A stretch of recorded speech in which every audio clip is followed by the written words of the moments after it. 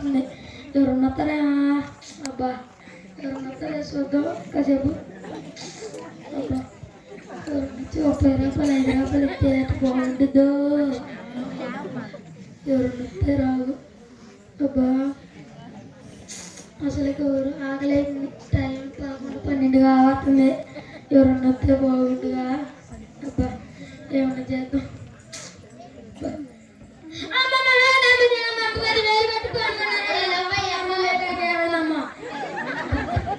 10,000 పెట్టుకోమన్నారు. 2 రూపాయలు ధర్మం చేయడానికి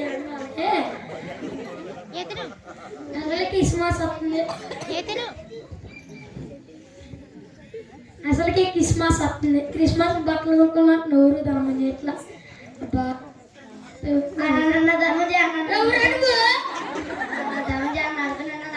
నేను ఆడుకున్నాను. నువ్వే నుంచి వచ్చినావు.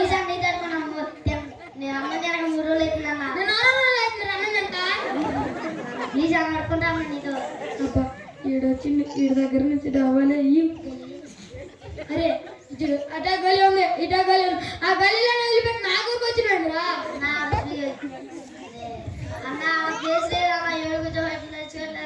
ప్లేస్ లేదా? ఒకటి 10 రూపాయలు వచ్చినాయి. నేను వాడికి 2 రూపాయలు ఇచ్చాను. 1 రూపాయలు తీసుకోవచ్చు. సరేరా ఒక డీల్ రా. ఇప్పుడు నాకు 3 రూపాయలు వచ్చినాయి. నీకు రూపాయలు, నాకు 2 రూపాయలు. అట్టగానే నేను చెప్తా. నాకు 5 రూపాయలు వచ్చాయంటే నీకు 2, నాకు 2. సరే కూర్చోపోరా. ఎవరన్నైతే బాగుండు. అన్న పాట పాడన్నా. పాట నాకు రాదు. నువ్వే పాడరా. పాడనా బోరు కొడుతున్నాయి. సరే నా పాట పాడనా. అబ్బా ఓ మానవా నీ పాపం తాగవా. ఏ పాట అనేది? మంచి పాట పాడన్నా. ఒకటి మంచి పాట. పాపులము మేము వదండ్రే పాపులము. అన్న మంచి పాట పాడన్నా. ఏ పాట అన్నది? పాట ఏమైనా చేయగలవు, కొత్త మొత్తం మార్చగలవు. నేను పంపికే ఓకే సరేరా. అబ్బా ఎవరినైతే బాగుండు. ఆగలేంది. అబ్బా ఎవరినెత్తారా. అబ్బా ఎవరినెత్తారా చూద్దాం.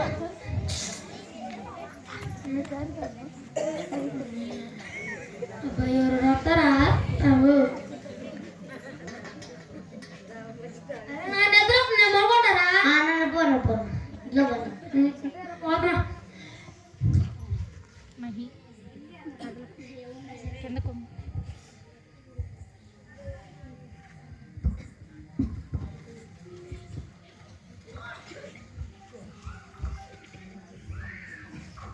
శాలిని, ప్రతి క్రిస్మస్కి ఎవరికోగలరు సహాయం చేస్తున్నాను కదా. ఈ క్రిస్మస్కి ఎవరికి సహాయం చేయమంటావు? ఒక మంచి ఐడియా ఇవ్వరాదు? అవునా నందిని, మనం రోడ్డు మీద వెళ్తుండగా ఎవరైనా పిచ్చికాలు కానొస్తే వాళ్ళకి దానం చేద్దాం. మంచి ఐడియా. పద వెళ్దాం. ఎవరైనా కానొస్తారేమో.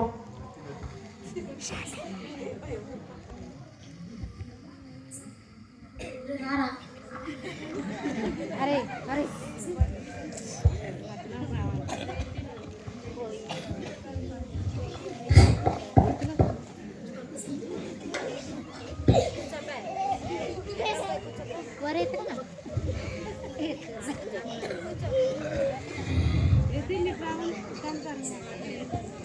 లేవండి, లేవండి ఒకసారి. అయ్యో లేవండి ఒకసారి.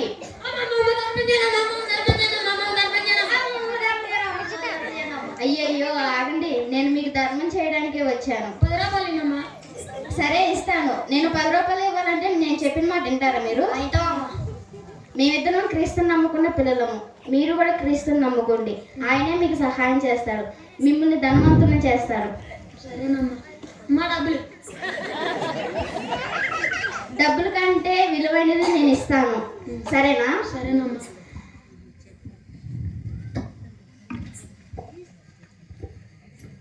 అమ్మా డబ్బులు. ఈ చెక్ మార్పించుకోండి బ్యాంక్ దగ్గరికి వెళ్ళి. వాళ్ళే మీకు డబ్బులు ఇస్తారు. ఆ డబ్బులతో మీరు ఐశ్వర్యవంతులు అవ్వచ్చు. సరేనమ్మా. డబ్బులు డబ్బులమ్మా. నేను కూడా దానం చేస్తా. అప్పటి వరకు ఉంచు. సరేనమ్మా. అబ్బాలే గ్యాస్ పిచ్చి పిచ్చి గ్యాస్ నాకు అదే అదే అబ్బా 10 రూపాయలు అంత తెల్లగా ఉన్నాయా అబ్బా అంత తెల్ల నేను చెప్తాను చూడనా చెక్కగా లేక బూదుడుచుకొని ఇంకా చెప్పా అసలుకే ఇప్పుడు వాడికి 5 రూపాయలు ఇవ్వాలి నేను 5 రూపాయలు తీసుకెళ్ళబ్బా ఎవరు 5 రూపాయలు ఎత్తే వాడికి 5 ఇచ్చి తీసుకెళ్ళచ్చు అబ్బా ఎవరు చెక్కమ్మ చూడన్నా చెక్కగా లేక బూదుడుచుకోవడానికి ఇచ్చారా బాబు అబ్బా ఎవరన్నా ఎత్తే బాగుండు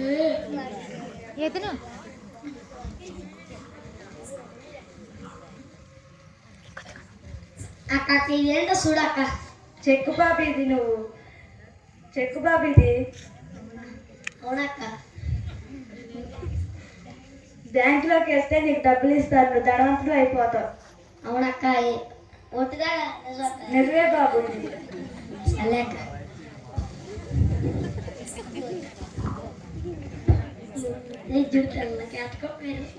అన్నా చెక్క నా బ్యాంక్ లేకపోతే డబ్బులు చెక్ కరేంగా పోరా అబ్బా నేను తెల్లగా మెరిసిపోతుంది అబ్బా ఎవరైతే బాగుండుగా ఇజ్జుడు తెల్లగా మెరిసిపోతున్నాయి కదా ఇవాళ మొత్తం పార్టీయే ఇవాళ మొత్తం పార్టీయే ఈ డబ్బులతో క్రిస్మస్ బట్టలు కూడా కొనుక్కోవచ్చు క్రిస్మస్ ఎవరైతే బాగుంటుంది డబ్బులు ఇస్తే 5 రూపాయలన్నా బాగుంటుంది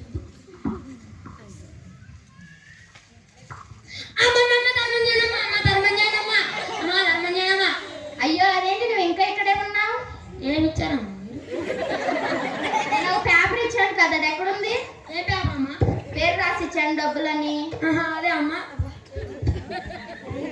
ఇదేనమ్మా ఇదే మీరు బ్యాంక్ దగ్గరికి వెళ్ళలేదా వెళ్ళలేదమ్మా మా వాడు ఆ పని మీద వెళ్ళినమ్మా మీ ఓడి వెళ్ళాడు నువ్వు వెళ్ళలేదే నేను వచ్చే బేరాన్ని అడుక్కుంటున్నామమ్మా అయ్యో ఇప్పుడు ఎలా అమ్మా ఏమన్నా డేట్ ఉంటే చూడండమ్మా డేట్ అయిపోయిందయ్యా దీనివల్ల ఉపయోగం ఏమీ లేదు సరేనమ్మా నేను ఇచ్చినప్పుడు వెళ్ళుంటే మీకు డబ్బులు వచ్చాయి మీరు ధనవంతులు అయ్యేవారు మీరు నిర్లక్ష్యం చేశారు సరేనమ్మా ఉండి అబ్బా ఏంటి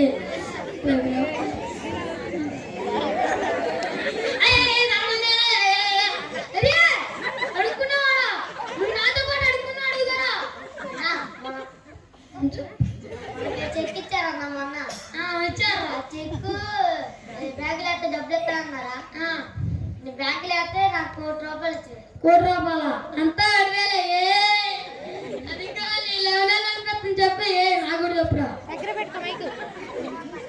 మైక్లో మాట్లాడు అన్న దానివల్లే నేను జరుగుతున్నాయన్నా అంతా 2,000 నాకు కూడా చెప్పురా ఏం చేయాలి నాకు కూడా చెప్పురా దేవుడు నమ్మకం అన్న దేవుడా పాత మోకాలేము మోకాలేము చెప్పురా పాతని ఓ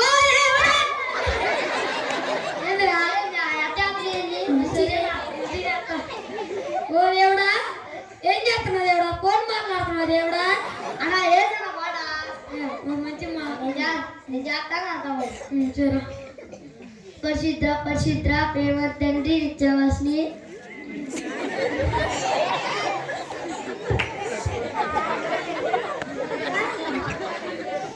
నా చితిని మార్చేసియా నా బ్రష్ పెన్ కూడా మార్చేసియా వేసే నామంలో అడిగి పెట్టుకున్నా తండ్రి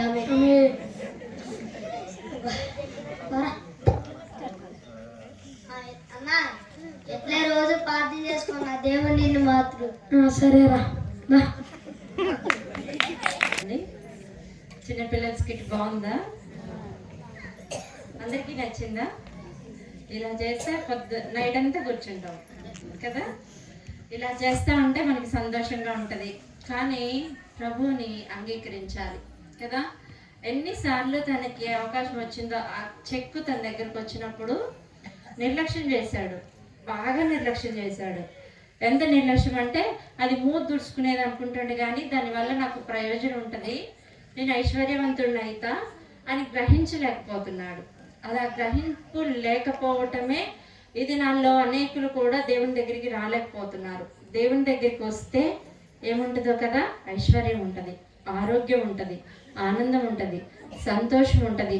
వీటన్నిటిని విడిచిపెట్టి మనం ఏం చేస్తున్నామంటే ఆ 10 రూపాయల కోసం కదా, ఆ 10 రూపాయల కోసమే మనం ప్రయాసపడుతున్నాం, ఆ 10 రూపాయల కోసమే మనము వెంపర్లాడుతున్నాం. కానీ నిజంగా దేవుడిచ్చే ఐశ్వర్యము చాలా గొప్పది. ఈ లోక సంబంధమైనది కాదు, కానీ పర సంబంధమైనది చూసుకుంటే అది శ్రేష్టమైనదిగా ఉండేది. ఆ ధనాన్ని సమకూర్చుకోవడానికే మనము దేవుని దగ్గరికి రావాలి. కానీ ఈ లోకంలో కొంచెం సుఖం కోసం, కొంచెం వైభోగం కోసం, కొంచెం ఆనందం కోసం దేవుని విడిచిపెడుతున్నాం, దేవుని మాటను కూడా నిర్లక్ష్యము చేస్తున్నాం. అలా ఉండకూడదు. నిజంగా నేను ఒక చిన్న కథ చెప్తా మీకు. ఆ కథ ఏంటి అంటే, ఒక ఐశ్వర్యవంతుడు ఉన్నాడంట. ఆయనకి చాలా పెద్ద బంగ్లా ఉందంట. ఆ బంగ్లాలో తను నివసించడానికి చాలా ఖరీదైనటువంటి వస్తువులు ఉన్నాయంట. కొంచెం శ్రద్ధగా వినండి, కొంచెం శ్రద్ధగా, పిల్లలు అల్లరి చేయొద్దు. చాలా గదులు ఉన్నాయి. ఆ గదుల్లోనంట ఆయనకి కావాల్సిన ఫర్నిచర్ ఏంటి, కర్టన్స్ ఏంటి, చాలా విలువైనవి ఉన్నాయంట. చాలా గదులు ఉన్నాయంట ఆయన అనుభవించడానికి. ఒక్కొక్కటి చూస్తే ఫారెన్ నుంచి తెప్పించుకునేటువంటి వస్తువులే ఉన్నాయంట. అలా ఆయన సుఖభోగాలు అనుభవిస్తూ ఒకరోజు ఇలా ఆలోచిస్తున్నాడంట, నాకు ఇంత ఉంది కదా ఈ ఇంట్లో, నేను కూడా ఒక యేసు ప్రభుకి ఒక గది ఇవ్వాలి అని ఆలోచించుకుంటూ, యేసు ప్రభు నువ్వు నా దగ్గరికి రా, నా ఇంట్లోకి రా అని ఆహ్వానిస్తే యేసు ప్రభు వచ్చారంట.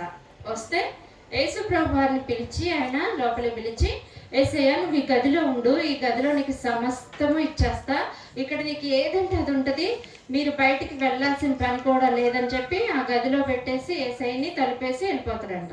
వెళ్ళిపోయి నైట్ అంతా తను వెళ్ళిపోయాడు, తన కార్యాలన్నీ చూసుకుంటున్నాడు, కానీ దేవుని దగ్గరికి రావట్లా. యేసయ్య ఆ గదిలోనే ఉంటున్నాడు. ఈయన నైట్ నిద్రపోతుంటే ఆయన దగ్గరికి ఒక అపవిత్రాత్మ వచ్చిందంట, సాతాను వచ్చి, నువ్వెందుకు ఇలా, ఆయన దాంతో పోరాడుతున్నాడంట. ఎందుకు వచ్చావు నువ్వు ఇక్కడికంటే, నీ ఇంట్లోకి నేను వచ్చాను, నువ్వు నా సంబంధివి అని అంటే ఈయన పోరాడి రాత్రంతా ప్రయాసపడి దాన్ని బయటికి గంటేస్తాడంట. అప్పుడు కూడా ఆయనకు ఆలోచన రాలా, యేసుప్రభు ఎక్కడున్నారు, గదిలో ఉన్నారు, ఎక్కడ ఉన్నారంటే గదిలో ఉన్నారు. అప్పటికి ఆలోచన రాలి. రెండో రోజు మరలా నిద్రపోయే సమయానికి ఆ దెయ్యంతో పాటు ఇంకొక 10 దెయ్యాలు వచ్చాయంట. ఆ 10 దెయ్యాలను కూడా ఈయన ఏం చేశాడు, వెళ్ళగొట్టడానికి రాత్రంతా ప్రయాసపడి వెళ్ళగొట్టి అలసిపోయి పొద్దున్నే ఆయనకి గుర్తొచ్చింది ఏంటంటే, యేసుప్రభు ఉన్నారు కదా గదిలో, మరి ఆయన ఎందుకు నాకు సహాయం చేయట్లేదు అని ఆలోచించాడంట. ఆలోచించి గది తలుపులు తీసి, యేసుప్రభు నేను రాత్రంతా మొదటి రోజేమో ఒక దెయ్యంతో అయితే, రెండో రోజేమో 10 దెయ్యాలతో నేను ప్రయాసపడ్డాను, వాటిని తోలివేయటానికి నువ్వెందుకు నాకు సహాయం చేయలేదు అని అడిగాడంట. అడిగితే అప్పుడు యేసుప్రభు వారు ఏమంటున్నారంటే, నువ్వు నన్ను నీ ఇంటిలోనికి ఆహ్వానించి ఏం చేసావు, ఒక గది వరకే నన్ను ఉంచావు, నీ ఇల్లంతటి మీద కూడా నన్ను ఉంచలేదు కదా, ఈ ఇంట్లో నాకు స్వాతంత్రం ఉందని చెప్పలేదు కదా, ఆ గదిలోనే ఉంచావు కదా అనేసి అంటే, అవును నా ఇంట్లోకి నిన్ను ఆహ్వానించాను కానీ నిన్ను ఒక మూలలో కూర్చోబెట్టా కదా. మన పరిశుద్ధ గ్రంథాన్ని ఎక్కడ పెడతాం, తీసుకెళ్ళి చదువుతారా? ఇదే నా భవిష్యత్తు, ఇదే నా జ్ఞానం ఇచ్చేది, ఇదే నా సర్వస్వం, ఇదే నన్ను ఆదరించేది, ఇదే నాకు ఆరోగ్యాన్ని ఇచ్చేది, ఇదే నన్ను బలపరిచేది, ఇదే నన్ను రక్షించేది అని గ్రహించం మనం కదా. ఈ యొక్క ధనవంతుడు కూడా గ్రహింపలేక ఆయన ఒక పక్కన పెట్టాడు. ఈ దినాల్లో మనం కూడా ఆయన పక్కన పెడుతున్నాం. ఇలాంటి స్కిట్స్ కోసం, సాంగ్స్ కోసం, యాక్షన్ చేసే ఆ సాంగ్స్ కోసం ప్రయాసపడుతున్నాం, సంతోషిస్తున్నాం. వాటిలో సంతోషం కాదు, దీనిలోనే సంతోషం ఉంది. ఈ గ్రంథం ఉందే మనకి సంతోషం. దీన్ని ఆచరించావా, దీన్ని అనుభవించావా, దీన్ని నమిలివేసావా? చదవాలి, ప్రతిరోజు చదవాలి. అలా చదువుతూ ఉంటే వాక్య జ్ఞానం మనకి వస్తుంది. కాబట్టి మనం విడిచిపెట్టకూడదు. దేవుని గ్రహింపులోనికి మనము రావాలి. బైబిల్ గ్రంథంలో దేవుని గ్రహించిన వారి గురించి ఒకసారి నేను చెప్పా, మీకు గుర్తుందా? గత వారంలోనే ఎవరతని గురించి చెప్పా? నపుంసకుడు, గ్రహింపు లేని వాడిగా ఉంటూ వచ్చాడు. కానీ ఆ గ్రహింపు ఎవరు తీసుకొచ్చారు? ఫిలిప్ గారు తీసుకొచ్చారు.